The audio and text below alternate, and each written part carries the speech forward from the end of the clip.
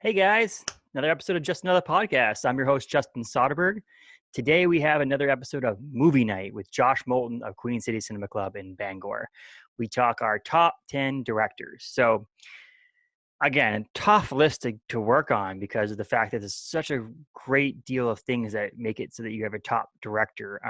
Josh has his own unique list. I have my own unique list. We don't know either one of our lists when we started recording this podcast, so it's kind of a surprise for all of us. So tune in, listen up, and any movie you want to watch on this list, let us know, or any recommendations, just let us know, because we will actually get this to you in a list for you as well. So, or a way of watching it. If you're in Bangor, go to Queen City Cinema Club, watch it on the big screen. If you are not, rent it, buy it, download it, whatever you want to do, because a lot of these movies are really good, and the directors that make them are even better. So tune in. This episode is the top 10 favorite directors of movies, mainly, of all time. Here's myself, Justin Soderberg, and Josh Moulton of Queen City Cinema Club for an episode of Movie Night here on Just Another Podcast. Enjoy, everybody.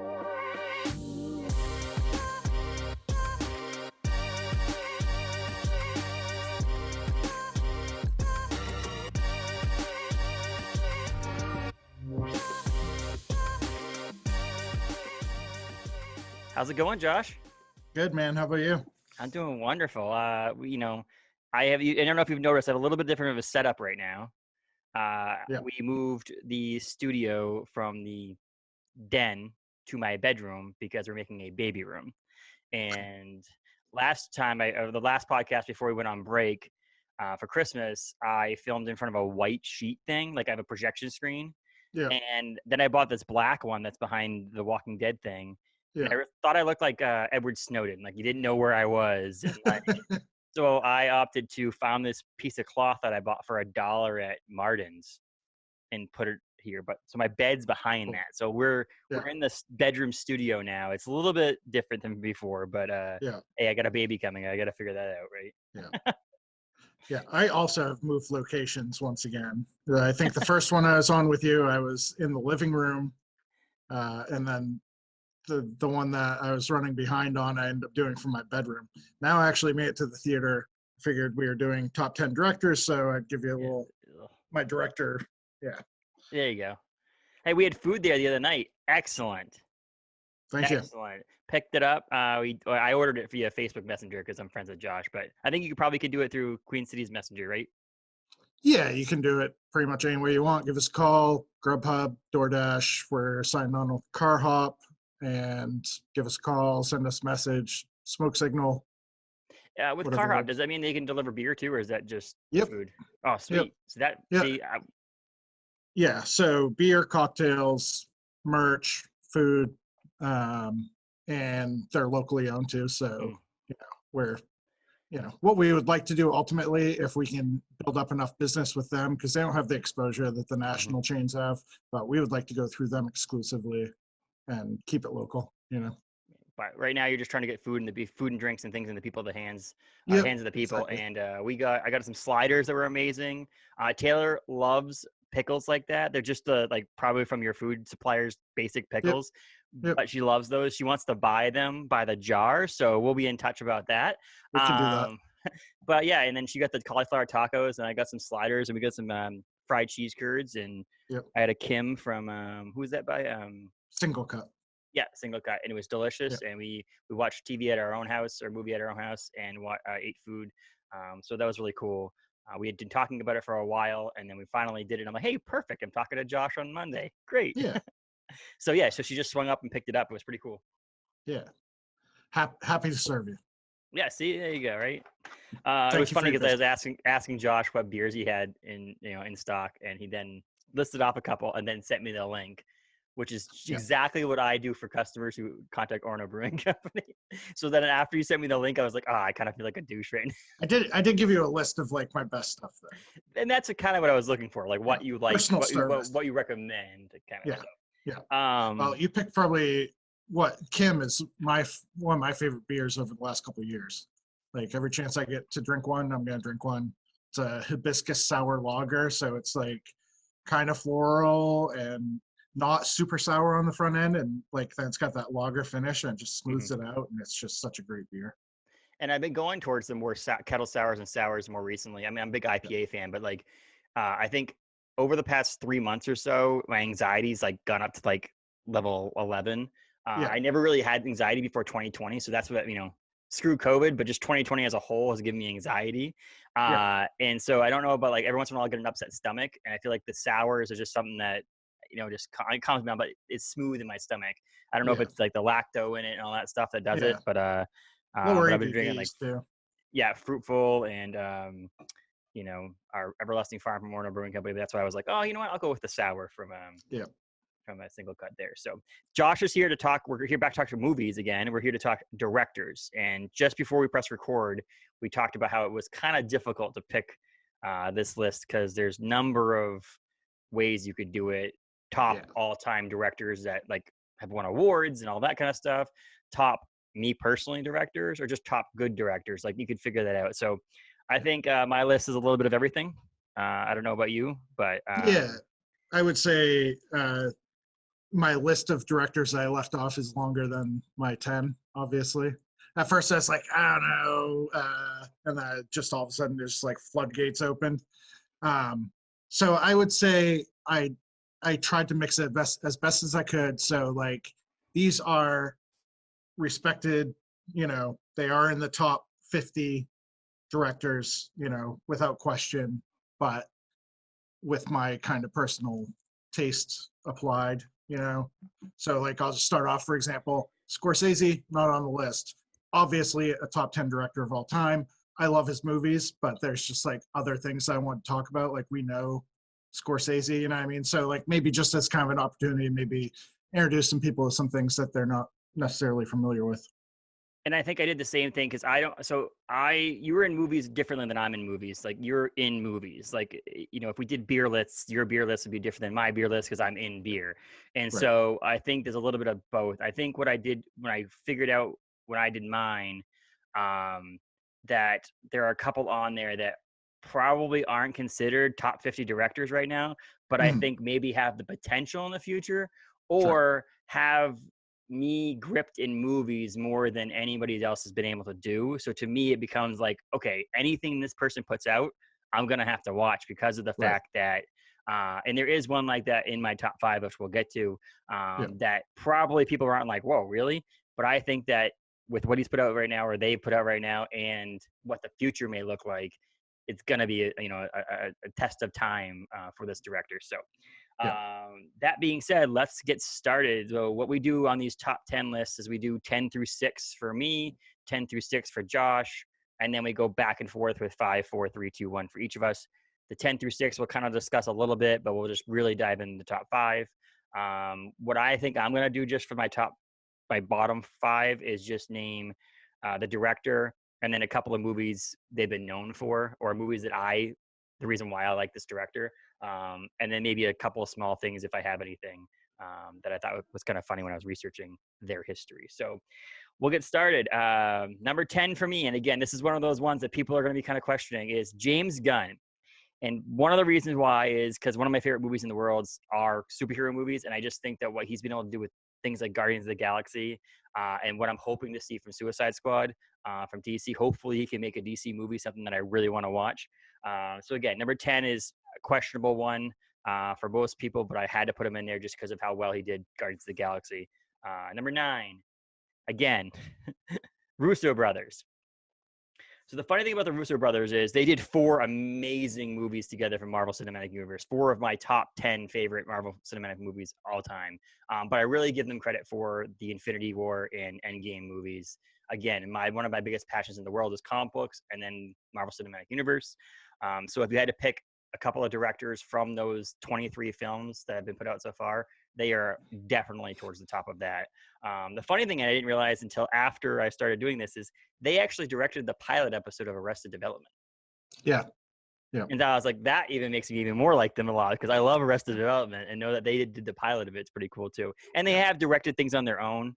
But I Yeah. think one of the best things that happens is when they get together and do things together.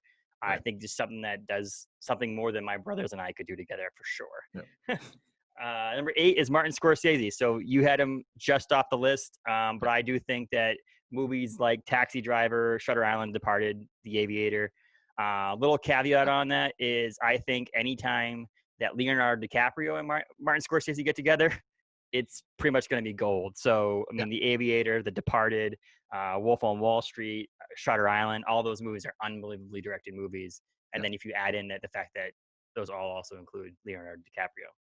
Yeah. Number 7 jumped way up more recently when I did some more research. Jon Favreau.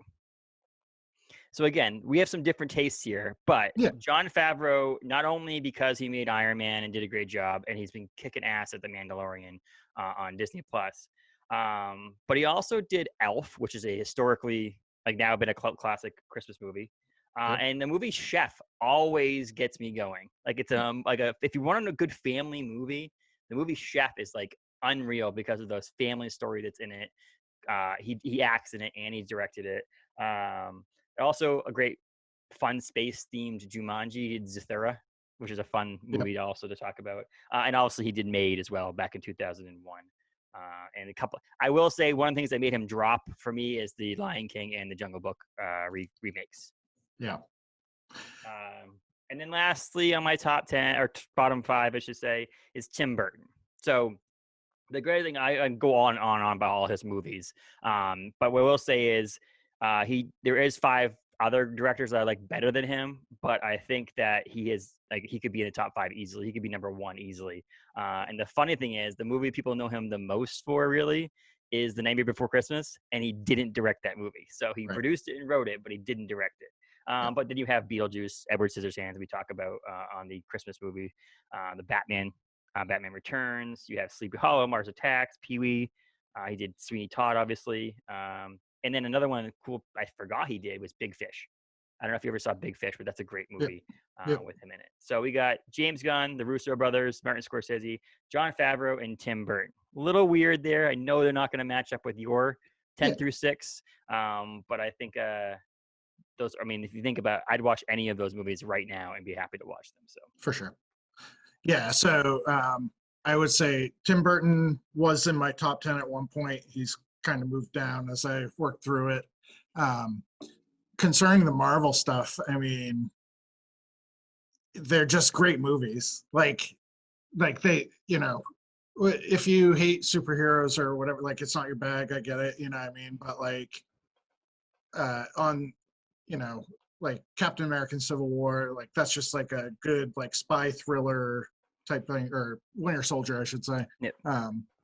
But just like to be able to take all those characters, all those set pieces, all the computer work you have to do, all those actors. I mean, we're talking about a humongous number of like really A-list actors all coming together for this, which may make it easier. I'm not sure. You know what I mean? I've never had the opportunity to direct something like that, but just the scale of it, and for them to pull it off and make it look like you and I remember reading, years ago, like it's a feat of epic proportions, So I like guess. definitely all the respect in the world, Well, I guess it's one of those things that a lot of people don't put the comic book movies up and their directors towards it. But I feel like there's something to say about creating a movie that someone is expecting a certain way to go, like to go a certain way, and have a comic book director or a director directing a comic book movie to be able to put it in a way. I mean, there's a lot of these movies. Endgame, like you mentioned, 19 either winners or nominated for Academy Awards in that one movie, in just Endgame. So you're thinking about the star they have to deal with on that, and make sure that the actors and actresses are listening to the director to make the movie perfect, or as close to perfect as possible. But the other idea that like the Marvel movies are superhero, I'll focus on Marvel movies. Marvel has been able to put out movies that are like, here's a political kind of style movie, here's a heist movie, here's a comedy, so not just directing superheroes, you're directing a style of film, a genre, in a genre. So they're like, each individual movie has their own. It could be in the Marvel Cinematic Universe superhero movie, but really like there's comedies and there's dramas and so on. So I think that's why I put Russo brothers up there like that. Yeah, for sure. Next Doctor Strange is going to be straight actual horror movie. I'm like really looking forward to that. New Mutants was supposed to be too. I'm not really sure how that turned out. I haven't caught it yet, but Well, isn't the new Doctor Strange movie is going to be directed by Sam Raimi, right? Which yep, started basically his roots are in horror movies. right, He also did the first 3 Spider-Man movies right. as well for Sony back in the day. So let's talk about some heroes. But let's hear some of your top 10 through Yeah, 6. yeah. I mean, you know, I'm looking at my list that's like off the list. I'm like, man, I don't even, I'm still not sure about which way to go with it. You know what I mean?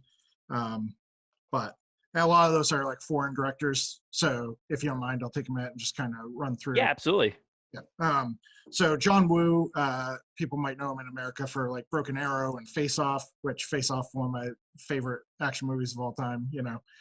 But he also did a couple, you know, well, a lot of films in Hong Kong, Shooters, very elegant and cinema, you know, the cinema is just like, it's like a ballet, Yeah. you know.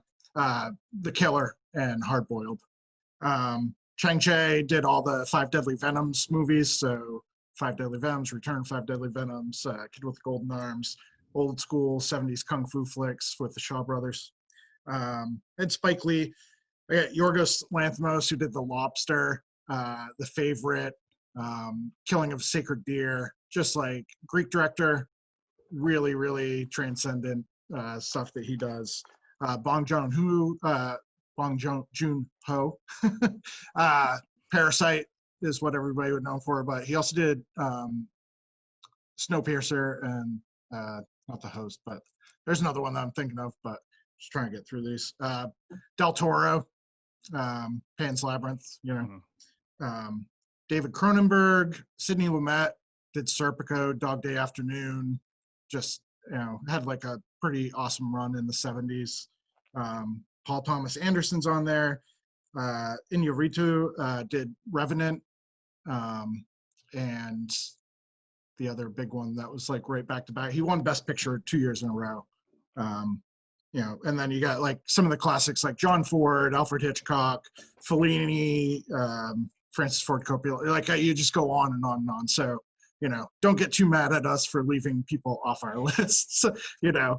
Yeah, that's what I said. I was like trying to stay off the air. I don't know if I said it off the air at the beginning of this podcast, which was the idea that, you know, there are movies that are absolutely amazingly directed, Right. but they're just not movies that I'm going to be interested in watching. So they drop down on the list because of the fact that I don't think about them in the forefront. So like Hitchcock, Right. for an example, I'm not going to regularly watch a Hitchcock movie. However, Right.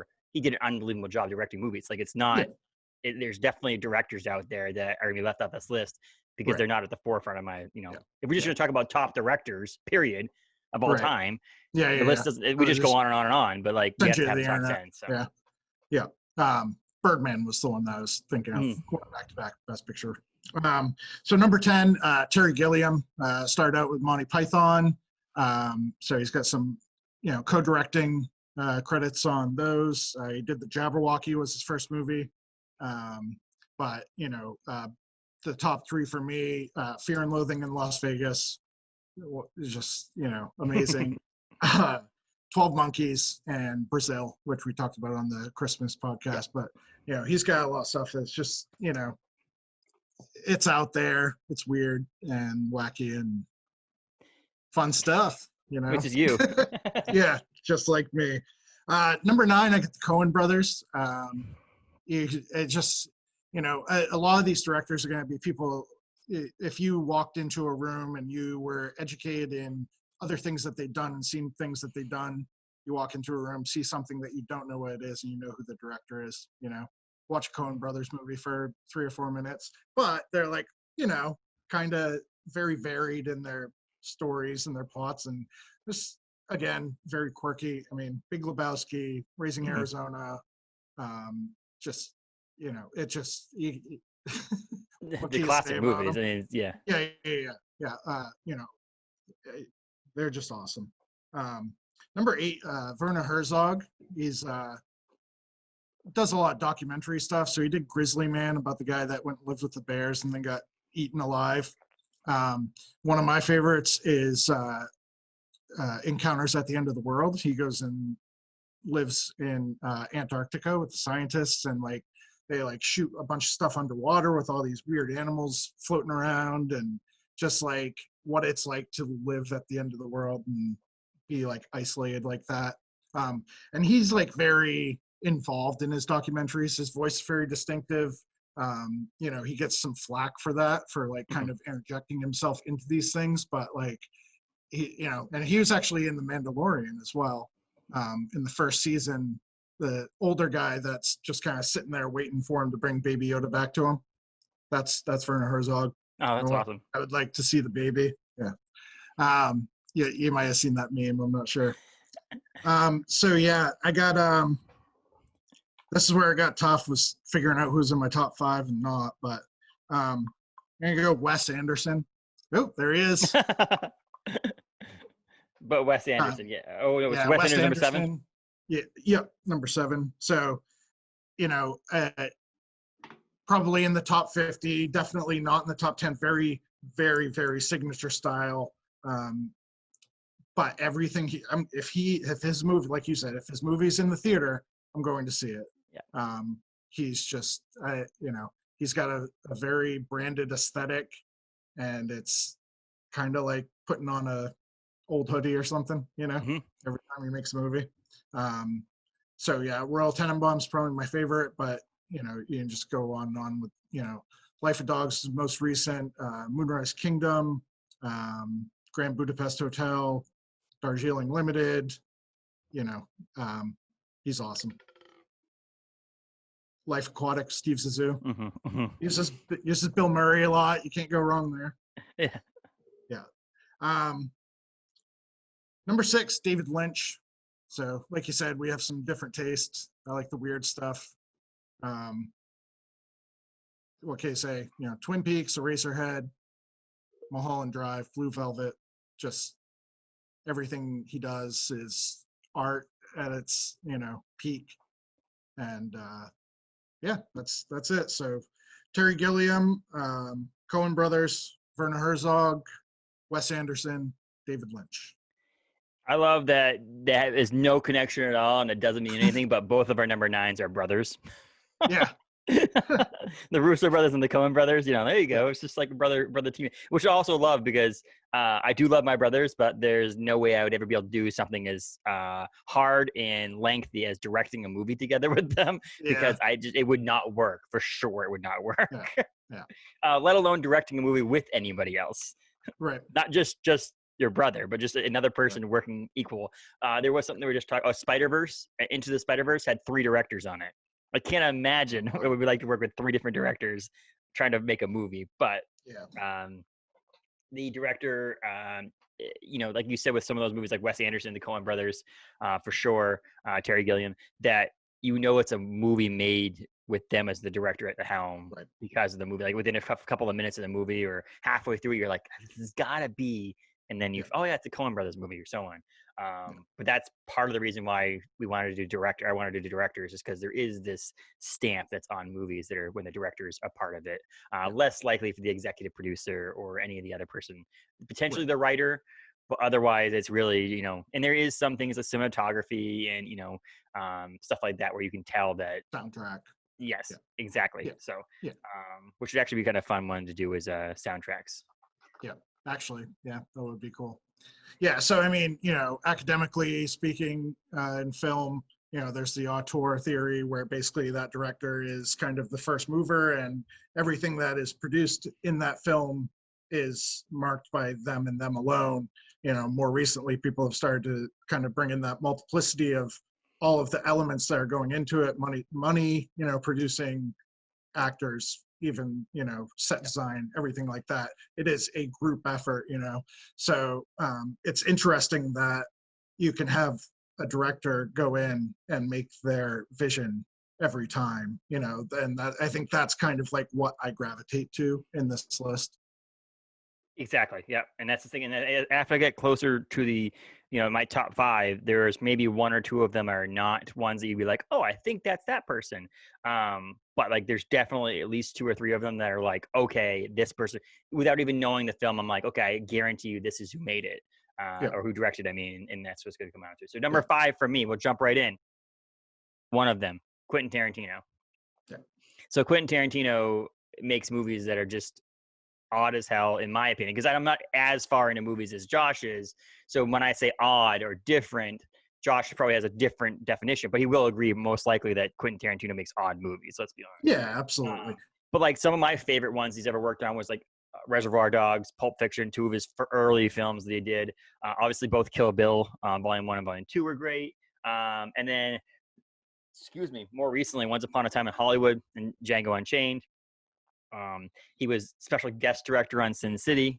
But again, if you look at all the movies, they're not just your straight ahead, movies that are going to be summer blockbuster movies. They are movies that you have to like invest into an art form that comes out to be a perfect movie. And he is just an odd duck. But again, I will watch Reservoir Dogs over and over and over and over again. And the same thing with the Kill Bill, and obviously the Pulp Fiction is a classic movie as well. There's one of those things that to become a cult classic movie, it can't just be made by nobody. The person who made the movie is going to have to become a household name. And that's what Quentin Tarantino has done with, again, early films like Reservoir Dogs and Pulp Fiction. So number 5 for me, Quentin Tarantino. Good choice. Yes. My number 5? I think so. Yes. Darren Aronofsky. Same thing. It's everything he makes. You know what it is. And it is strange and it's cringy and difficult to watch. And I like movies that make me feel things. So sometimes I want to laugh and sometimes I want to, whatever. But like sometimes you want to be tortured a little bit. And he's great at it, So directorial debut was Pi, shot in black and white, has to do with the Kabbalah and numerology and a dude that's building a computer in his apartment. It's amazing. Requiem for a Dream, just unbelievable piece of filmmaking. Certainly a different narrative structure. Very, very difficult to watch. Very, very important to watch, I think. And then probably not as well known for some of the other things he's done, but I thought The Wrestler was amazing. That's like one of my like dark horses as far as like things that I'll suggest to people, if they're looking for something. The Fountain even took me like 4 or 5 tries to actually get through the whole thing, but then once I'd seen the whole thing in its entirety, great. Mother is the thing that, and Noah are his 2 most recent films that people may be more familiar with. And if you saw Mother, then you have an idea of, what the back catalog looks like. That's awesome. I mean, Yeah. Requiem for a Dream is obviously, is a classic. And it also, again, has that stamp on it that who made the film. There's certain things. So I've been trying to digitalize a lot of my movie catalog onto Plex. And I've been, I own the movies for most of these movies. So I'm just ripping them onto my computer and putting them on Plex so I can watch them in the other room. And trying to figure out the movies that I don't have. And then I figured out, I was like, I don't have Requiem for a Dream. And it baffled me that there's certain movies that you have. Yeah. And how the hell did I get this movie?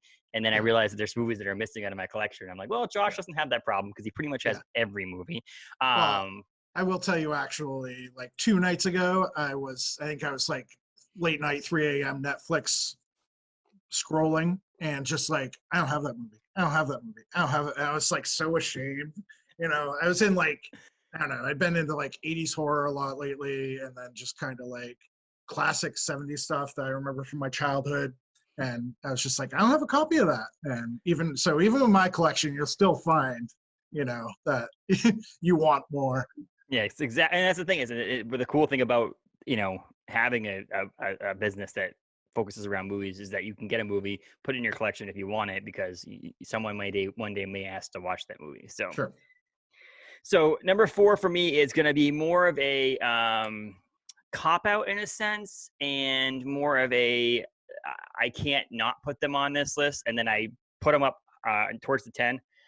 Excuse me, but then I pushed them down just because of the quality of the movies that come out. It's Steven Spielberg. I mean, with what he's created over the years and what he touches becomes gold. Part of that has become like some of these directors, the more off the wall directors, your Quentin Tarantino's, Aronofsky's, Wes Anderson's, those Terry Gilliam, those are like, you don't just get offered films because you're a good director. You get offered to create something that's odd. Steven Spielberg, yes, as his career progressed, when there's a company out there be like, we need this movie to just be a blockbuster, they call someone like Steven Spielberg because he can get it done.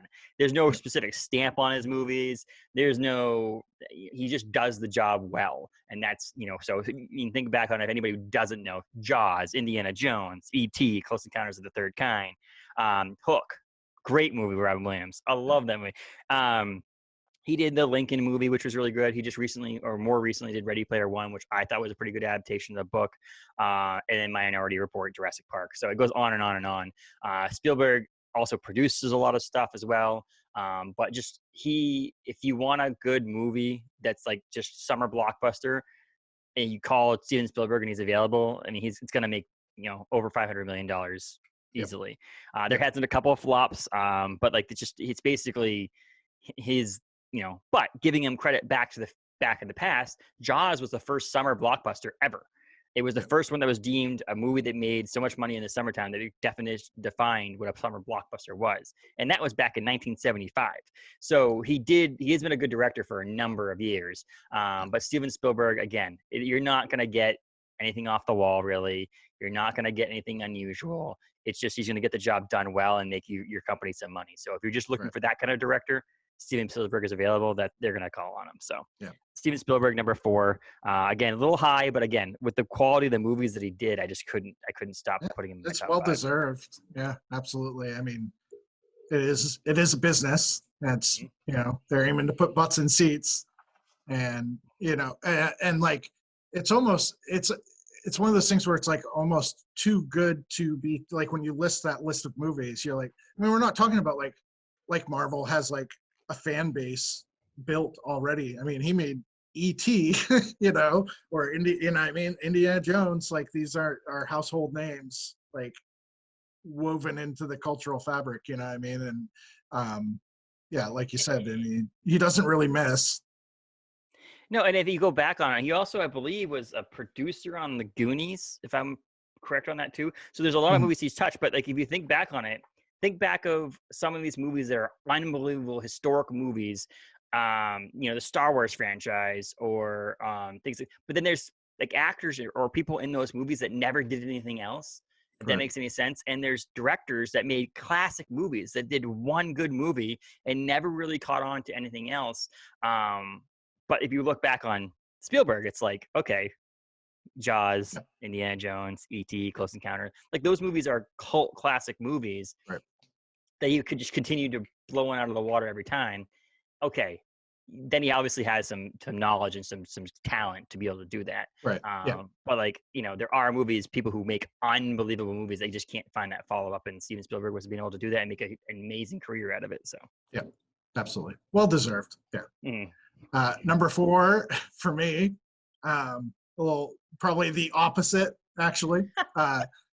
Jean-Luc Godard, French New Wave director from the 60s. Justin's losing it. I mean, it's very obscure for people that are used to like Hollywood and stuff like that. But, like, and then on the other side, when you like get into like the academic side of it, it's like kind of a joke. Like my film teacher forced me to watch French New Wave films. Again, not easy to watch. It's the narrative structure is all over the place. It's in French, so, but like the impact that he had, on French cinema and worldwide cinema, really, it can't be overstated. He's a humongous influence for Tarantino. If you watch Tarantino movie, the way that those things are structured, the weird little cuts, the weird little, things, funny little mistakes that happen, stuff like that, because Godard basically thought that he was, in a sense, documenting life, like, cinema's life at 24 frames per second. So, just to name some of the films that we may or may not be familiar with, Breathless, Bend Apart, which is what Lawrence Bender and Quentin Tarantino named their production company after, um, and Contempt, Le Pierre, Le Pierre Fou, just like, I guess, quick film class on it, I guess. Basically, he saw everything being very regimented. We were trying to create the invisible camera. Films were made in a, processing plant, a Ford assembly line, so to speak. And he started out as a critic in France with a number of other people. They all became directors and basically turned the whole thing upside down. It's very film noir type of feel to it. And just but like you'll see cameras, weird cuts, weird, voiceovers. It's just, it's something that matters in the history of cinema. We'll put it that way. And he's still alive. He's Yes. 90. Yeah. That's crazy. I didn't And like yeah, that. very political director as well. Mhm. So, and his, kind of the second half of his career, everything is very political. And not so much this, kind of dramatic storylines they was telling before, but just like fashion, color. Anna Karina is one of my all-time favorite actresses. Just there's so much there to like dig in and pull out. If you want a good introduction, there was like a kind of semi-biographical film made, Godard Mon Amour, a couple years ago. Really, really good. And then takes some of the elements that he used in his filmmaking and like intersperses it throughout the documentary, biopic. Mhm. It's kind of like, interesting way that they did that and like paid homage to him within the film using his style in a completely different genre. Mhm. And that's all I'll say about that. Well, it's the again. It's one of the reasons why I like doing this with you. So like we do Hoppy Hour with Adam Morissette from Dear Go Draft Lines Cleaning, and we talk beer. But Adam and I have such a similar beer palate and taste and likes that becomes very not stagnant, but a lot of our discussions be like, oh yeah, that movie or that thing, or yeah, that thing. It's like it's just becomes this similar thing. When I do Poll List with Paul Eaton from Galactic Comics, he's more of a Joker and GI Joe, and I'm more Marvel, so that also creates that thing. But one of the reasons why I like doing this with you is that you have your background in film, and you went to school. We had filming school stuff, or filming school, but like school about film. And then I am just a novice that likes to watch movies and collect movies. Right. So it's like the difference that I see versus I would never have ever put that on a list of top 50 because I just didn't know him. And that's what's cool about it. Is like you learn more, and I'm hoping that that's what this list does to people, is to allow them to think outside the box a little bit. I can do a little bit more, mainstream, and you can go off the side a little bit and be Absolutely. happy. I mean, my top three are, everybody knows who my top three are. So my top three, I the number one's gonna be funny not funny, but a fun one to talk about because of how many times they've been like, oh really? I freaking love that movie. I didn't realize that person was the director. But number three for me, Christopher Nolan. Okay.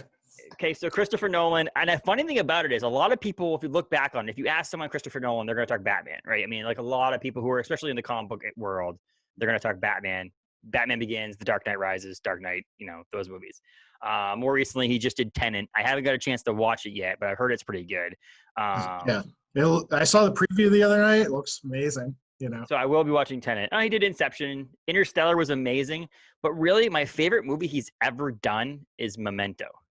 That movie is just always a movie that I'm just like, whenever someone asks me top movies of all time, it's actually in my top 15 movies, top 10 movies, because of the great story behind it. I mean, the guy has long-term memory loss. And so he has tattoos on his body to remember like his social security number and stuff like that. And it's filmed backwards, right? Is that, Right. Yeah. So like it starts with the end of the movie basically and tries to go backwards to find out where he was at the very beginning of the movie, quote unquote, or the part. Just an unbelievable way of making a movie. And I don't know many people talk about it. It's just weird. And Christopher Nolan is a very, very, very prominent director in Hollywood. And this movie is not one that people, when they talk about Christopher Nolan, again, you talk Batman, you talk Insomnia was pretty good too. Yeah. But then you also talk, like I said, Prestige. But then I said more recently, you have your Interstellar, which is, again, I think it was an unbelievable movie. Another movie where you look back and it makes you think. You watch the movie over again. Same thing with Memento. Honestly, with all these movies, a lot of them are like Inception. Watch the movie again, catch something Yep. different, and that's something Yep. that he does well. That I'm not going to name the other director who doesn't catch me as much because I don't want to ruin it if he is in your top three, but I'm guessing he's not. But yeah, so the idea that his movies are recognizable to me, and my top five ones aren't Yep. Dark Knight Rises and Batman. Like Right. as a comic book fan, having a director in my top three that's a superhero director and have them not be the superhero movies that are my favorite, I'm pretty happy about. So if anybody hasn't seen Memento, watch Memento. Yeah. I would say The Prestige is actually a movie that I go back and watch a lot. Mm-hmm. And, part of it might be because, it's got David Bowie as Nikola Tesla, but, you know. Well, I mean, you'd watch anything with David Bowie in it, so. Yeah, for sure. Absolutely. Yeah. Yeah, I'm interested to know who the other person you were talking about is. But number 3 for me, you already named him, Quentin Tarantino. Um, as far as influence on my life and what I like and how I got into the whole thing, like he's number 1. But there's a couple people that I had to like pay tribute to with number 2 and number 1, because that's what he does is pay tribute to all of his favorite stuff. He's got an encyclopedic knowledge of, film history, and not just like classic stuff, but stuff that nobody else knows about. He came up working in a video store, which is pretty much like my dream job. And just got to sit around and talk about film all day. And if you go down the rabbit hole and you follow the threads that he puts in his films, then you get to like learn about all this cool stuff in the historical sense. But then also the next time you see one of his films, you get to laugh when nobody else is laughing, because you're like, oh, that's from, Yeah. this, whatever crazy grindhouse exploitation flick from 1973 or whatever. So, one of the things that another common thread throughout my list is like, when I was taking philosophy classes, a big thing for me that attracted me was people that defend philosophy and the act of doing philosophy. So they write about what's the meaning of life or what is love or whatever like that. But while they're doing it, their process actually defends the way that they're doing it. So you're like, okay, you are not wrong because you have just proven to me that this is the best way to do it. That's the same thing with filmmakers. It's like, yes, I'm watching it for the story. I'm watching it for, visual spectacle and everything else. But also like my favorite films are films about movies, and my favorite kind of thing that I like to see is entertain me, make me think, make me feel something, but also defend cinema as an art form. And Tarantino is doing that. It's like crazy out. And you said, maybe I don't think he's out there. He's out there as far as like coming out in 1994 and putting all these, a lot of has-been actors in this film, or people that hadn't quite hit yet. I mean, Sam Jackson was not a big actor at that time and had struggled for years. He was pretty old at that point. Like when you guys break, Bruce Willis was not. John Travolta was like off the map. Mm-hmm. And he took, and then you see Jackie Brown and Pam Grier, Robert Forster, and it's just like Michael Parks appears in a number of movies. And so he's a historian and I'm a historian. So it just like really everything that he makes. And another thing that you had mentioned, we were talking about events like Star Wars, Marvel movies, Lord of the Rings. These are events. The only director that I can think of that when his movie comes out in cinemas, that's an event. And everybody knows that Tarantino's coming out with another movie and everybody's going to the theater to see what Tarantino does this time. That's him. That's it. Like nobody else is doing that. Nobody else is going, like, all due respect, most people aren't going, oh, new Christopher Nolan. It's not an event like that. Correct. You know what I mean? And so he's a master of, promotion and self-promotion and all that. But he also makes really fun movies. Well, I will say that Christopher Nolan became an event this year because he created a movie that came out during a pandemic when no one else was releasing a movie. That's why Christopher Nolan had with Tenet. Yep, for sure. But Absolutely. and one movie I actually forgot to mention when I mentioned Quentin Tarantino, that's an excellent movie and has one of my favorite people in Hollywood in it, Brad Pitt, is Inglourious Bastards. So, I mean, there is this thing. There's something about Quentin Tarantino that just does it for me, and I'm glad he is in your top 5 as well. I was wondering whether or not we'd get to number 1. There'd be one. We would have a first list yet that didn't have matching ones, but for any of the lists yet of that I've done so far with anybody. But you're right though. The event. The one thing I will say is I didn't put on my list of movies I did not watch because I felt like people. I usually don't listen to people when people are like, "Don't see that movie," because usually I have a different opinion on it. Plus, I also feel like, yes, I'll listen to people to kind of get my idea whether or not I get hyped for a movie. But I don't usually take that to heart and say, no, I'm not going to go see that movie. I didn't see The Hateful Eight. It's a more recent Quentin Tarantino movie. There was this big hype about seeing it because it was a Tarantino movie. But I feel like a couple of people that I know said it's not worth it. And so I didn't see it. But there's now making me think back on it both being our top 5 that I feel like it's a movie I should just at least go see or watch. I mean, I believe is it Netflix? Yeah, it's on Netflix. Okay, yeah. So, I mean, so you just borrow it from me. I'll send it home exactly. with your next takeout order. But the idea that that it's a movie that Quentin Tarantino has done more recently that I haven't seen, is probably just something I should see. But again, for some weird reason, that was one of the movies that someone was like, "Oh yeah, not worth seeing," and I'm like, "Oh okay, I won't see it then." And then I'm like, "Wait, I don't do that." And that, which is good. I'm glad. That's the reason why I don't listen to people, and I don't know why I didn't listen to people. It was just like, and I literally was putting movies on a list. I skipped it because I'm like, I heard it wasn't that good. That's the problem with being at work is the phone rings. Do you want to get it? You're closed, aren't you? So you don't want to get it. Yeah, I'm closed. My virtual self will get it on the voicemail. So I would say a lot of the times, owning this place, I get people coming and go, what's your favorite movie? I go, well, that's a tough question. What time is it? One of those answers is always, I don't know, probably Kill Bill Volume 1. Mm-hmm. Like I'm huge into the samurai flicks. I'm huge into the martial arts movies, and it's just it's always going to be one of those things I mention, and they go, "Really?" I go, "Yeah, it's amazing." Well, I mean, also, if you think back on it, I'm looking at this list of movies. I have a bunch of them listed too with the movies in it and all the directors that I've liked so far. So you go back, James Gunn, the movies I've listed, male actors are the key role, right?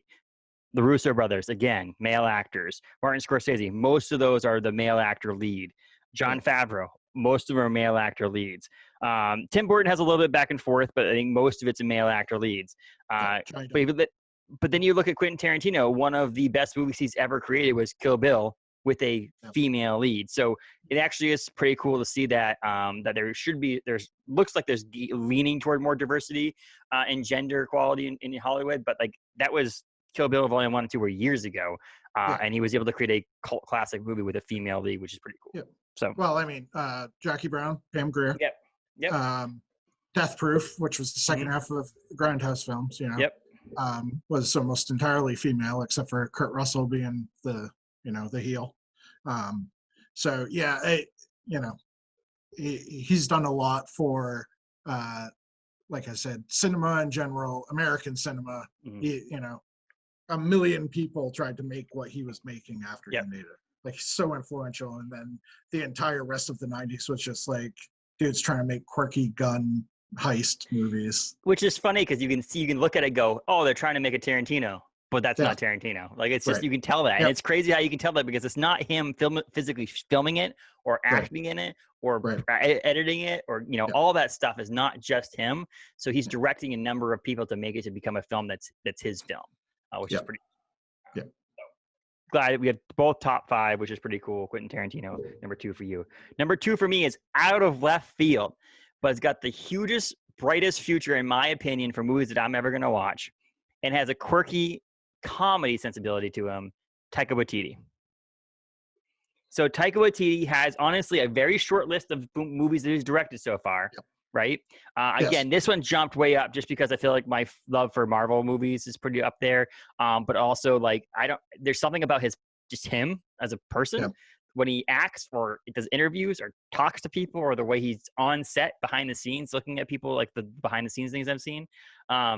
He, again, short list of films he's done so far, but they've all been really cool films in my opinion. Like Boy, What We Do in the Shadows, Hunt for the Wilder People. And Yeah. then you have Thor Ragnarok, that was an absolutely stellar, one of honestly my top favorite superhero movies of all time because of what it encompasses as a whole. There's action, there's the comedy in it, there's heartfelt things in that. He is Korg, which is a great acting. Oh, actually, I have Korg as a bubble too. I only have a few left out. Like Korg. But there's the just what he said, and then Jojo Rabbit again. Take a serious kind of sad, horrible mark on our entire history of the world and create something as artful as Jojo Rabbit. And then I'm obviously looking, he did a great episode and you knew it was his episode of The Mandalorian. Like when there was that serious moment where the two stormtroopers have Baby Yoda and they're jabbing back and forth with each other and saying stupid stuff. That's when you're like, okay, this is a Taika Waititi episode. If you didn't tell me which episode was Taika Waititi's, I would have known this one was the one. And then he's going to be doing Thor: Love and Thunder coming up, which I'm really excited about. And he's doing a comedy for FX. I don't know if you've heard about this, Reservation Dogs. It's a comedy that's coming out on FX. I don't know much about it yet, but obviously it's a pun on Reservoir Dogs. So I'm pretty excited about that as well. And I thought most of the directors we've talked about in our top 10 are action, drama, more serious films. Taika has that ability to take a serious film and do the Marvel effect to it, in my sense, that one of the greatest Marvel directors is Taika Waititi because he fits that mold, but also the ability to have some tug of your heartstrings and do some serious things with the movie, but also bring that comedy into it to make you go, you know what? Not everything in this world is serious. And that's one of the things I love about Marvel movies as a whole, but Taika Waititi's Thor Ragnarok. And then again, Jojo Rabbit, Hunt for the Wilder People, all the different things he's done. And that's why I think in the top 5, I was thinking more towards the future because I feel like he could be a Tarantino, you could be your Tim Burton's in my list. The people of why those directors got pushed out of the top 2 is because he could have a future like his or like theirs, but also have the Marvel connection that I like. So I picked Taika Waititi at number 2. We probably could have been dropped a little bit further than that, up to towards 10, but I just think I felt like I had to write it's my list for the future as well, and I feel like he has a humongous future in front of him. He's awesome. He's not that young. I mean, he's not young, but he just got to start. And I think one of the things that Marvel's been able to do with their movies is give the reins to some unproven directors. They've been able to run with it. If you look at some of the movies that have come out, even some of the movies that are coming out in 2021 from Marvel, no-name directors, quote unquote, that probably will end up making their mark on the film industry at some point. But Taika Waititi is number 2 for me. Again, a little out of left field. But there's something about him I just love. I like it. I mean, I don't think comedy gets as much credit as it should, as from the Academy and all that. But comedy is the hardest thing to do, So, and he nails it, man. What We Do in the Shadows is amazing. I love it. And, like you said, the Thor movie is probably, I would say, maybe except for the first Avengers, I've gone back and watched that probably more than any of the others. It's Taylor's favorite movie of all time. Is Thor Ragnarok. And obviously she never would have watched it without me because of the fact of my Marvel love. Right. When she goes to watch it, she goes, this has everything in it. There's sad moments because he's no longer home and trying to get back home. And then there's these, she has the alcohol. Valkyrie has that alcoholism. Like, I'm done with being an Asgardian. The Collector, honestly, he couldn't have directed him any better than that. Jeff Goldblum is absolutely perfect in that movie. And then you add in the fact that he's an amazing director that plays a character like Korg, which is one of my favorite characters that's ever been created. Another day, another Doug. But yeah, so Thor Ragnarok becomes her, she's literally what do you want to watch? She's like, Thor Ragnarok? I'm like, oh my God, we've seen that movie a million times. I'm rewatching it right now. I'm rewatching the cinematic universe because I just got bored and wanted to start watching it again. And she's like, when's Thor Ragnarok? I'm like, wait, we got some movies to go before we get there, okay? But yeah, Yeah. so Taika Um, Waititi, and plus he has a cool badass name. Like, yeah, for sure. So my number two is Kurosawa. Uh, it, you know, what can you say? Seven Samurai. Um, basically, like the entire motivation for the American Western, as we know it.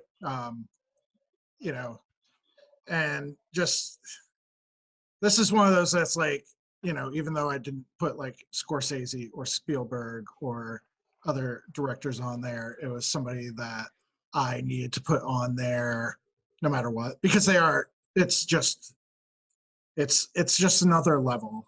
This one and my number one, it's another level of filmmaking.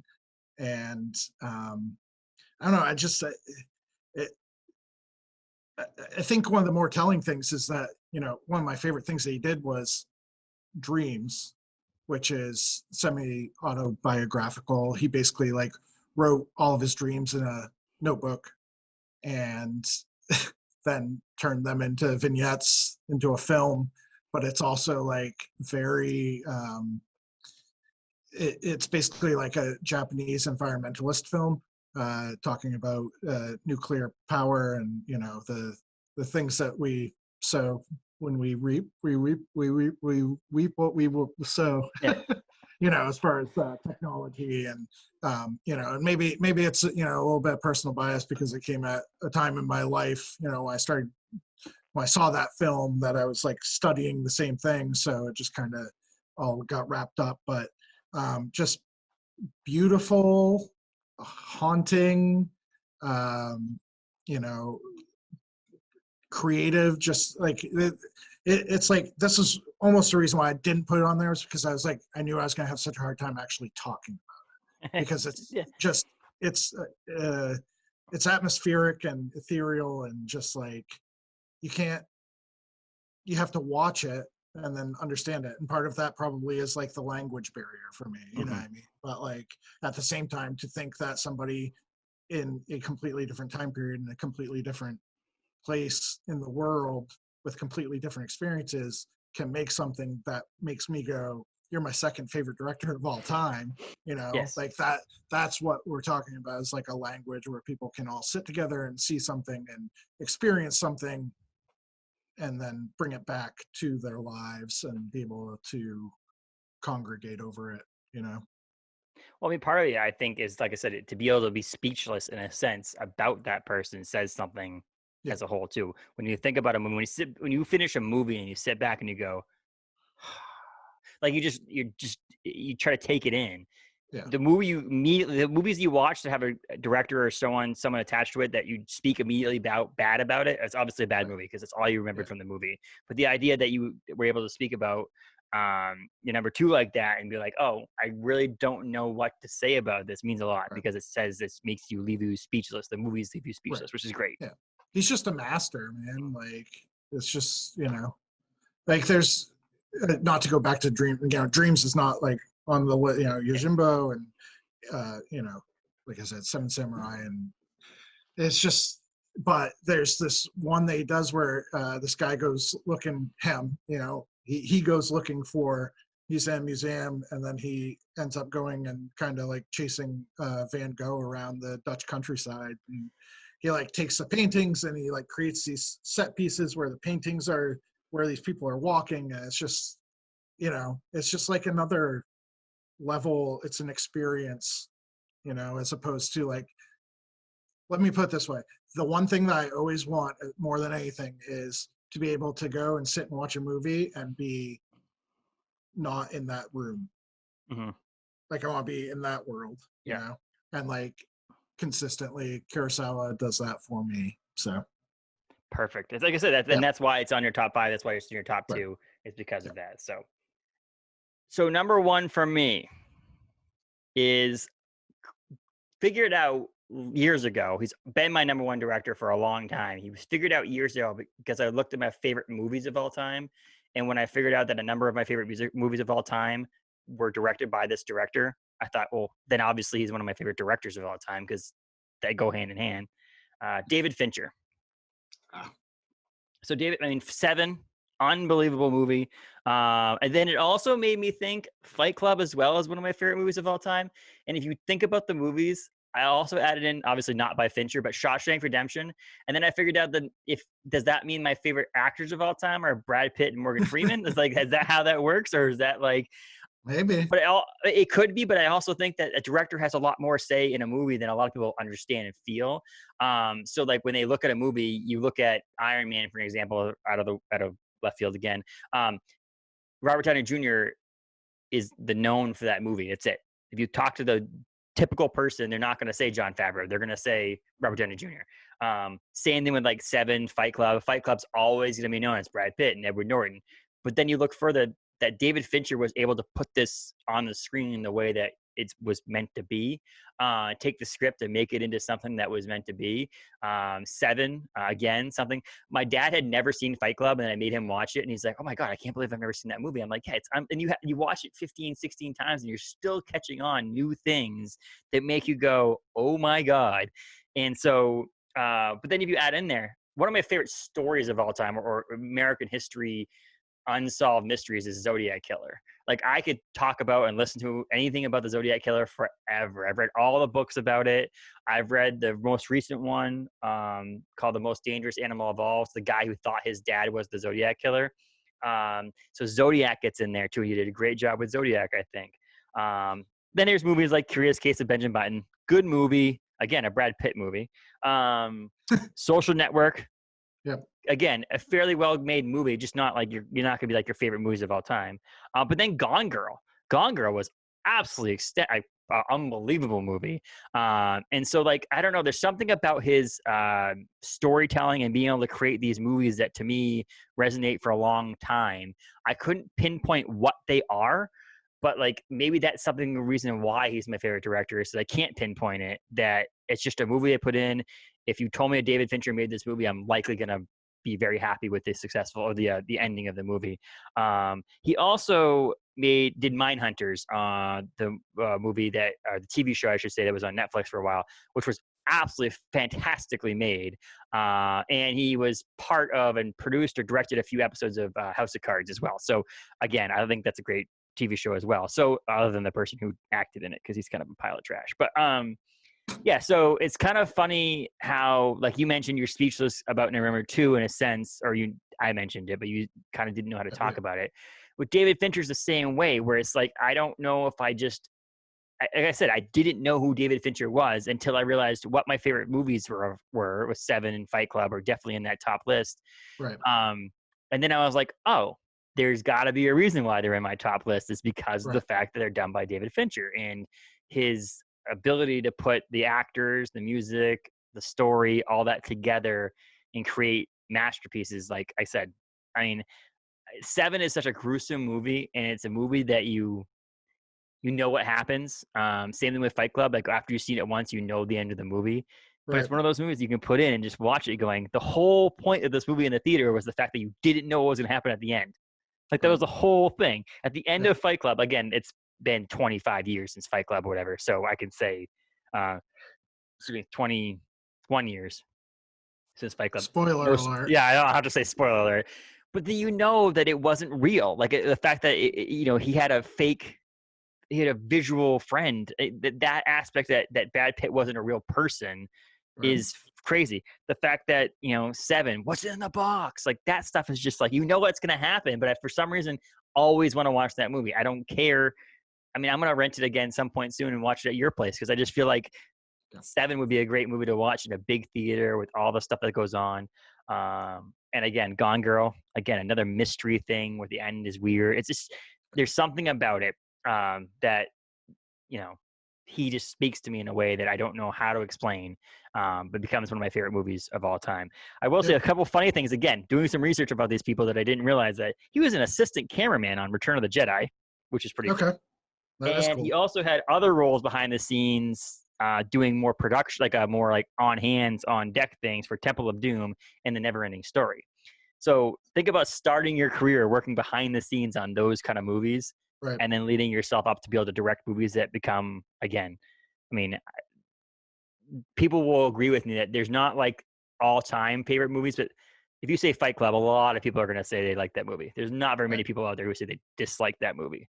Right. So we're getting this. Maybe we'll do favorite films at some point. I feel like it's kind of weird to do because again, there's not really. I'd rather do in genres or in Yeah. styles. Yeah. But if I had to pick movies out of a handful, if you give me like gun to the head, Seven and Fight Club would be on that list, Right. and that says a lot for a director. If I could have two of my favorite movies of all time become Yep. directed by that person, so David Fincher. Tiffany will be very happy to hear that. She was lobbying for him. She gave me like her own little list, and he was on there. She had Mm-hmm. some other ones that were common with me, some other ones that were kind of also out there. But David Fincher was pretty high on her list, and I agree. Deft is the word that comes to mind. He's just like director's director. He's great. Those are It's like also two of my favorite movies. They're just, like you were saying, the ending. It's supposed to be like a surprise ending, and you can still watch it over and over again. Like that says something. And it's like what I wanted number one. I wanted my top fives to be like, oh, deep. Oh, that's like, oh my gosh, like you thought a lot about it. And it's like, no, if you think about it, like I said, my story behind it is I didn't know at the time because I wasn't that big into film that David Fincher directed both Seven and Fight Club. I just knew those movies were fantastic.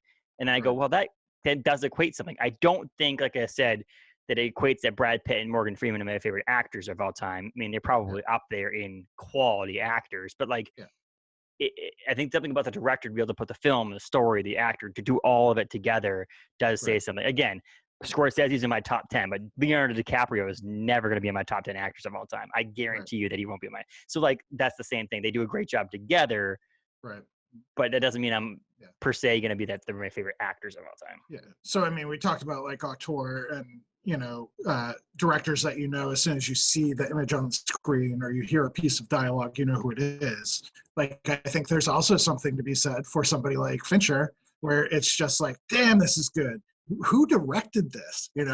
So like, and like, you don't, you wouldn't necessarily know. Like, I know like a Michael Mann film when I see it, or Michael Bay film when I see it. The big explosions in Michael Bay has big explosions. You know that. I mean, Michael Mann, pretty good. Michael Bay, not so much. But like, kind of two sides of the same coin, where it's like, maybe not like my favorite director or anything like that. Still a signature style, but just because there's a signature on it doesn't make it good. Mm-hmm. And likewise, just because there isn't a signature on it doesn't make it bad. Mm-hmm. So that's an interesting number one.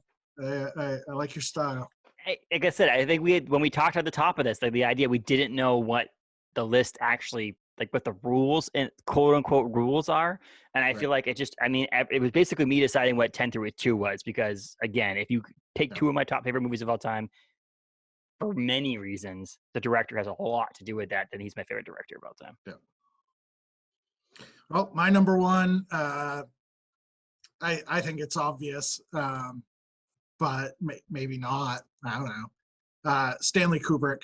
I think just like undeniably the best director that we've ever seen, and also probably my favorite director. It's just he's like, I used the word master earlier referring to somebody. I don't remember who it was, but all other people are, beholden to Kubrick as far as I'm concerned. When you ask me, what's your favorite movie? I'm going to say, I don't know, Kill Bill Volume 1 maybe, but then I'm going to name 3 Kubrick movies, 2001: A Space Odyssey, Doctor Strangelove, Clockwork Orange. Like, The Shining. It's just, he's he did Full Metal Jacket too, and Eyes Wide Shut, and The Shining, and I mean, so just like off the power of those 3, you're like, all 3 of those movies could like have a possibly a claim to be in top 10, top 5, top, I mean, like 2001: A Space Odyssey is probably just what he did there. This is just not normal. No. you know. Not at all. You watch that movie, you're confused a little bit, but then you're like, oh, it's Yeah, just like artwork. It's like it is yeah, because film is an art. I think that's what people don't understand. It's film is an art. Like it becomes more. It's transcending. 2001: yeah. A Space Odyssey is it's transcending. Yeah. And my favorite thing about watching like Blu-ray features and everything like that is watching how they get around problems of physics, or how are you going to make this thing look the way that it's supposed to look on a 40-foot screen, you know? And just like his creativity and just everything is just, it's unreal. Mm-hmm. Um, and every film that he made, you can't necessarily say it's perfect, but it was perfect according to Kubrick, except for The Shining. It's No, a, I don't it's know. a, He no. was just like, heavy hand, and I'm trying to find there's out. that signature there, and it's things that when you see it, you're like, it's undeniable. That's good, in my Sort of. opinion. I was trying to figure out. I mean, the last movie he directed was Eyes Wide Shut. Yep. But Clockwork Orange, yeah, Doctor Strangelove, yeah, Lolita, Spartacus. Yep. Yeah. I mean, even like some of the lesser known things like Barry Lyndon was Mm-hmm. filmed by candlelight. Like that's not that's No, not how films work, Um, that's not how this podcast is recorded. I have more than candlelight in here. exactly, exactly. So just there's so many levels to it all, when you talk about the things that he did, and again, just like the creativity, storytelling, thinking outside the box, refusing to buckle to outside influences, um, and just moving forward that like bar of Mm-hmm. like what is expected, um, from directors or from films or from the audience. Um, excuse me. I Yeah, I mean, it's tough because it's like probably most people, if they're making like a very generic top whatever list, he is going to be in the top 5, top 3, top mhm. 1 for a lot of people. So like, but I don't want, I'm not going to try to flex my street cred here and come up with some other obscure director that you never heard of. Like, it's undeniable, like he's number 1. Correct, and it's again. I think part of it has to do with my thinking when you think about older directors. I mean, the last movie came out in '99, Eyes Wide Shut, which was 21 years ago. He died, what, 3 or 4 months before. He died in March of '99. That movie came out in July of '99. So he didn't even actually get to see it in theaters, or no one. He didn't get to see how well it did.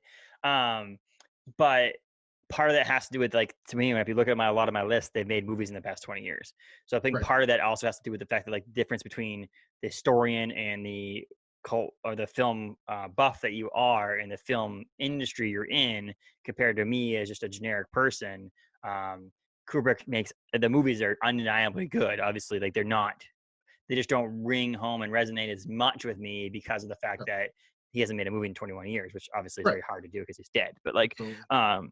the idea that, a lot of times things have to be like, and again, I mean, my favorite director of all time is David Fincher, and the two movies that are my favorite movies of all time came out 21 and 25 years ago. So it's Yeah. like, it's not like, Yeah, but he has made movies since then. I think that's what brought it into the for forefront. sure. So.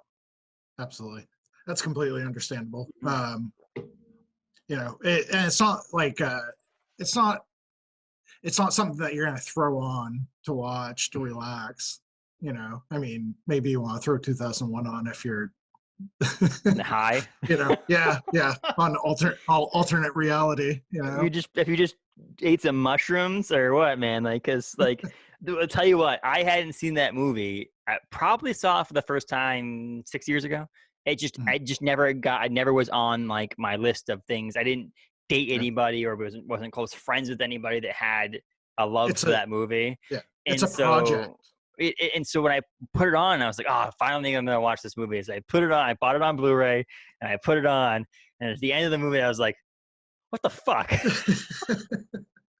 But then, yeah, like I said, but then again, as a person, not as a, I hate this college student who's just out there to have fun and go Yeah. out with their friends. Oh yeah. You have to think back on it and go, no, no, no. Okay, that was a piece of art. It Right. wasn't just a film to make money. It's not a Right. Kevin Hart film. It's not a Right. Will Ferrell film. It's a movie to make. Kubrick was making a movie that he wanted to make. And Yeah. honestly, on the other side of that, it's the same reason why I respect Kevin Smith. Like Yeah. Kevin Smith he's a comedian. He's not a director. He makes Right. movies because he can. Yeah. Why are movies like Tusk made and Yoga Hosers and even Clerks? Why were Yeah. those movies made? Because he wanted to make them and he had the ability to make them. It's the Right. same thing with you and I. If we wanted to go make a movie, we should just go fucking make a movie. I don't Right. care. Yeah. It's because of he got to make what he wanted to, and obviously Kubrick's is a little bit more mainstream artwork, whereas Kevin Smith's smoking a lot of weed and writing a movie. But the idea that just make what you want, he made what he wanted and did a great job with it. And so I would say he's definitely one of the greatest directors of all time. But again, I think part of it goes into all these lists that I do with people is it has to have something that talks to me inside, and that's why he didn't end up on my top 10. Right. Not that I'm trying to make excuses of why he didn't come up on my top 10, but Nope. like it's just you have to reason why he's on yours and why he's Absolutely. on mine. It's because Yeah. it's different. We're different people. Yeah. Like it's not, Absolutely. But I did hear you like dance. Speaking of your wife, you becoming a fan of Dance Gavin Dance now, or what? Like what's going on here? All right. So this is like been making the rounds. I keep getting asked about it. What I would say is we watched Tree City Sessions 2 as like their live stream event like a week or two ago. We watched it in the theater, turned the sound way up, had a couple beers, and I didn't really get it before then because I would like hear it, on the Okay. stereo or whatever, and it's just kind of grating to me, I guess maybe.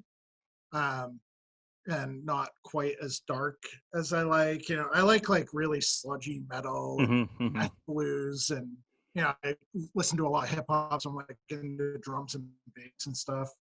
But then I watched it and I got it. Like Mm-hmm. to watch musicians make things grounds it in reality and makes it a lot easier to like understand what's going on sonically, like when you can see them doing what they're doing, you know what I mean? And so like, am I going to like voluntarily listen to it on my own when she's not in the car? Probably not, but like I kind of felt the same way about Coheed when I met her too, and then like saw them live and then like kind of started to get into it a little bit. And yes, once I put Coheed on in the car by myself, so, but like, let's say I have a newfound respect for Dance Gavin Dance. And that's part of it. I think it's one of the things that like there's certain bands. One of my favorite bands, probably top 15, 20 favorite bands, it's the Chariot. They're a heavy band, but it's like something about their live performance that sold it to me. Like their music is okay, but it's like when you listen to their music, when you listen to a Dance Gavin Dance now, you're gonna picture this performance. Right. And that's what's going to make you go, oh, I don't mind these people. Like these aren't that bad. Because what you're going to end up doing with bands that you do like a lot is you're going to remember the time you saw them live, or you watched a video clip online, or their music video, or whatever, or it resonates differently for you, which is like the music alone. And so I do respect the idea that seeing them live kind of changes your mind on things. Like it does do that. I just didn't like them for years, like back at their older stuff, and then this newer lineup has just like I just think I've hit it out of the park. So, but I just love the fact that it's a positive story to talk about marriage and how great marriage is, and that you can just listen to the other person's opinion on something. And one of these days we'll get Tiffany on the podcast, and she can talk about how she's learned something from her husband as well. Because I guarantee you. But well, that's the thing is we should get you on a Married Into This podcast with Taylor and we I. could do that. That would be fun. So, but the idea that I just wanted to throw that out there. If anybody who doesn't know, Josh wasn't a huge fan of Dance Gavin Dance. His wife is a humongous fan of Dance Gavin Dance, the band. I am a humongous fan of Dance Gavin Dance. Like, there's literally like 4 messages that Tiffany and I have ever sent back and forth to each other on Facebook, and I think 3 out of 4 of them have to do with Dance Gavin Dance. Sounds accurate. Yeah, and I want to be clear. Like, I didn't hate them before. Yeah, it was just that I wouldn't like seek out necessarily, and I don't love them now. But I have respect, and like I can now listen to it and kind of like groove a little bit. You And know? understand why someone might like them. That's the other part about Right. it. There's Oh yeah, definitely music. absolutely. I mean, I still can't get under the understanding why anybody likes country music. So I don't Right. like. I don't. But I understand there's certain kind of music. When Taylor puts a certain song, and I'm like, oh, I can understand why you like this song. And that's why sometimes I get mad at people when they don't understand why I like a song. Right. And the same thing will be about movies. If you want to get back to movies, there's Yeah. times when people watch a movie like, it was okay. I'm like, why don't you like that movie? Like, I just don't understand why you cannot like Yeah. that movie. Like, if anybody ever told me that Fight Club wasn't a good movie, I'm like, we need to watch it together right now, and you tell me why. Yeah. Yeah, I run into the problem where people come in here and they ask for suggestions, and then I send them something, and they come out and they're just like, Well, "What? the first movie I ever What watched there was was that?" A Cure for Wellness. Yeah, what's wrong with that? A lot. It was Friday the 13th. It was fun. We wanted to watch something we haven't seen before. All of us, the group of 8 we came with. This is back when you opened, and it was definitely worth seeing it on Friday the 13th. It was definitely a good Yeah, movie for that. it's It's creepy. still a top of a conversation whenever we see those people again, either on Zoom or phone calls, or whatever. Like, remember when we watched that fucking creepy movie at Josh's place? Uh, Awesome. but now I'm going to do a quick rundown of my Yeah. top 10, and we can close this up. Number 10, James Gunn. Number 9, The Russo Brothers. 8, Martin Scorsese. 7, Jon Favreau. 6, Tim Burton. 5, Quentin Tarantino. 4, Steven Spielberg. 3, Christopher Nolan, I should say. 2, Taika Waititi. And number 1, David Fincher. All right. And I switched them around at the last Yeah. second, so we'll see if I get the order right. But 10 was Terry Gilliam, 9 was the Coen brothers, 8 was Werner Herzog, number 7 was Wes Anderson, Yes. number 6 was Darren David Lynch. Aronofsky? Nope. David David Lynch. Lynch. Yep, I see what I did there. Yeah. David Lynch, number 6. Number 5 is Darren Aronofsky. Yes. Number 4 is Jean-Luc Godard. Number 3, Quentin Tarantino. Number 2, Akira Kurosawa, and number 1, Stanley Kubrick. Yes, excellent. And again, I love it because honestly, this was the first time we've done it, and Josh is on our second list because we had a miscommunication in the first one. We'll go back and do it again in a month or so. But we did Christmas movies last time, and we had a couple same ones on there. Again, a little bit easier, a lot less movies to go with. But that Josh and I only had Quentin Tarantino on our list that were the same on both, which is pretty cool because, again, I like the idea that Josh is different than me and my film expertise and his film expertise, which mine is 0 and he has tons. So, however, all these movies Josh has at least one film of every single one of these movies. I guarantee these directors. I guarantee you. At Queen City Cinema Club that you can rent and watch in a theater, which would be really cool. Sorry, you should rent a theater and watch the movie for free. That's how I should put it. I mean, the cool thing about it is with 2 completely top 10 lists, now they have 19 directors to go through. Yes, go through. Yeah, exactly. Watch the Tarantino movies twice. There's enough film. It's not like my James Gunn pick, which basically has movies you can watch: Guardians of the Galaxy 1 and 2, and then you wait for Suicide Squad to come out. What about Slither? Slither's my favorite James Gunn movie. And that's the thing is I didn't mention things like that because I feel like what I wanted to do is the reason why he was on Guardians and the superhero part of it is my love for James Gunn. My James Gunn love is the fact that is the definition of people can change. He had opinions years ago. He got crapped on Twitter for, and I think part of the things we need to live in this world is, and especially now with what happened on the Capitol last week, is there are people out there, there's horrible people out there that did what happened in the Capitol. However, there are some people out there who publicly oppose certain things. They're on the Republican side of things that have been able, I can't point them out, but there's definitely people who have come out and been like, okay, that was shitty. And so the same thing with James Gunn. Gunn had a history of saying some shitty things, but he came out and said he apologized for it years ago. He apologized for it again and said he's different. Things have changed in his life. And I said, you know what? Not that I know him personally, but I'll give him credit for coming out and saying that things change. And again, people can change, and that's why I like James Gunn. Is that maybe is a definition of someone who can change their opinions. I changed my opinions years ago. I was way conservative, right-wing person years ago because of my upbringing. But I can say today that I am not anymore. So people can change. But the last thing on that capital, I don't want to go too political on this podcast ever because I feel like it's just not who we are. But it sucked. People, we're United States of America. We're better than this. I don't care what side of the aisle you're on. We are better than this. And we should just stick with truth and being together, united as one body of people, and being more bipartisan on things. We are definitely in a weird part in this world in this lifetime. Josh and I both were alive for 9/11. It was a shitty time in this world. The fact that someone else did that to us on 9/11 was sad and disheartening. This is where more people died. I won't admit, but this is worse to me in the heart because this is our own people who did this. This wasn't a foreign country. This wasn't another world. This is our own people on our own doorstep that attacked our capital. And it sucks because it made me really sad on last Wednesday to be an American for sure. People definitely, I still think we're the greatest country in the world. It made me it made me shake a little bit and get teary-eyed on Wednesday to see that someone would do that. So I don't know if you have anything to add, Josh, at all on that. You don't have to. I thought it would be stupid not to mention Yeah. something. I mean, I would just say that there are things in this world that we need to be able to know, and we should be able to know, and we should all be able to agree on that we know. And the culture of misinformation that has been propagated over the last, we'll say decade, they've been working on it, where we can't trust the media, we can't trust scientists. Like, it's gotten to the point where everything is allowed to be said, and we have to kind of accept that as that's your opinion because there's no proof of anything anymore.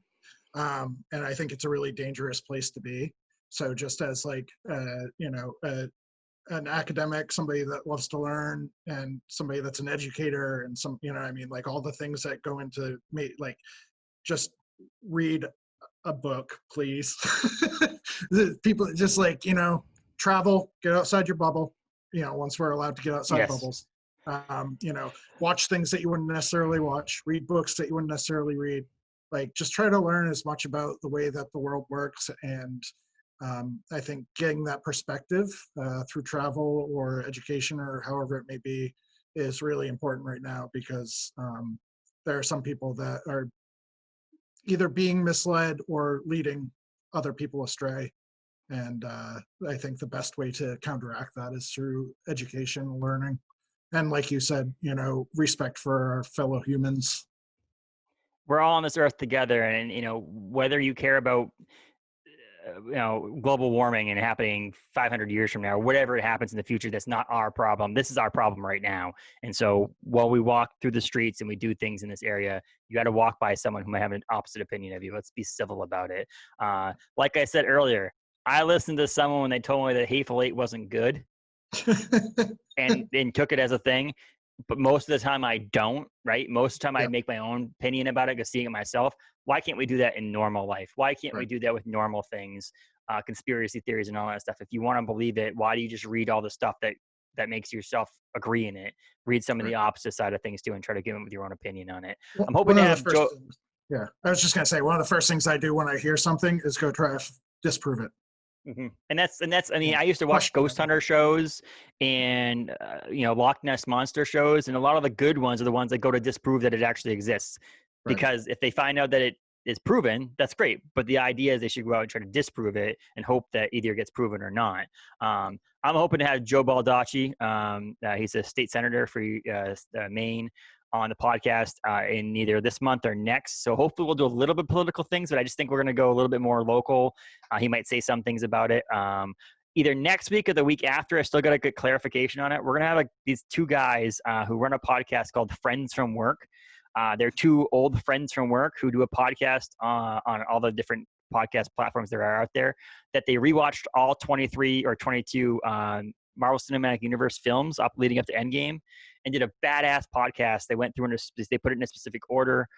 Taylor and I listened to it. They do a great job on that. And so they have agreed to come on the podcast. So Cool. it should be next week. We're hopefully recording on Sunday for the following Wednesday. I'm waiting to hear back on them again to verify for that. But so we have another movies-based podcast next week. If not, it will be Maddie Robinson from Bissell. So that will be the week, either that or the week after. So we got some cool guests that are coming up. I'm hoping get Kevin Eastman on with Ben Bishop, hopefully towards our 50th episode, so we can talk The Last Ronin. So we got some cool things coming up, but I think we want to do at one point do a superhero top favorite superhero movies, but I think I want to throw you in with Paul from Galactic and kind of do a whole pull list movie night kind of like together thing. Yep. So that'd be cool. And then I was thinking about it. We took a bathroom break in the middle of this one, and I was thinking about the idea that'd be kind of fun to do, and I want to just lay the groundwork for it, to take the top 100 highest grossing films of all time, which are going to be mainstream movies, basically. Right. And pick our top 10 out of those. Not our top 10, but the top 10 best movies out of those, because they're not going to be good. Like, they're going to be ones that are just like, people just saw that because Frozen. Right.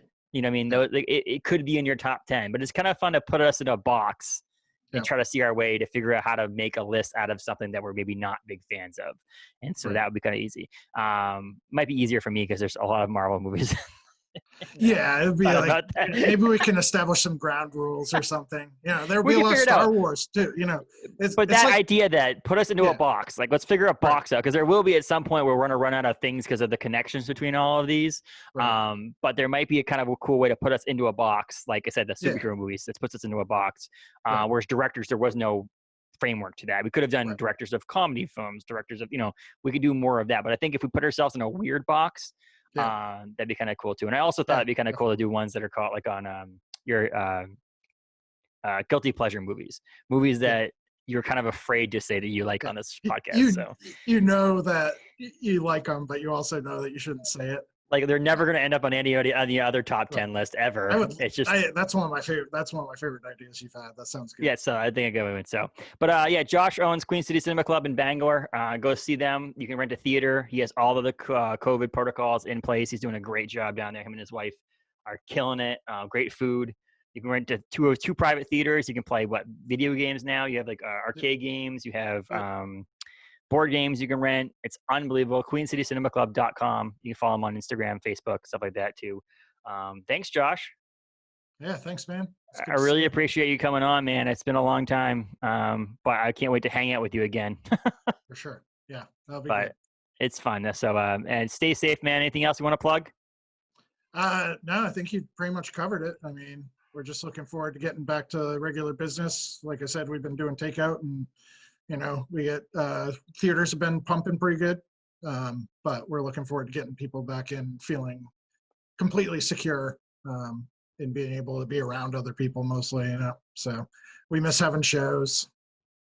The funny thing is, one thing I will say about 2021, it hasn't started off very good, but I know there's a light at the end of the tunnel in a sense. I think with vaccines coming out, and with now that we're in the middle of the winter, as the spring progresses, there'll be some more dips in some cases and stuff like that. I know it's pretty bad right now, but like the one thing I didn't think we saw in 2020 was an end. And I just feel like at least in 2021, there might be an end, which is nice. Yeah, so it may not be till the spring or summer, but I feel like there is an end, and that's something we can all look forward to doing and going out with each other again. As long as I get to Bonnaroo in September, I'm happy. Exactly, right? That's all we're looking forward to, is let's pick something in 2021, maybe the fall of 2021, that we can look forward to. And Bonnaroo in September is your thing. So sweet, man. New Year's Eve 2021. Queen City Cinema Club. We're coming. Have a good one, man. All right, you too.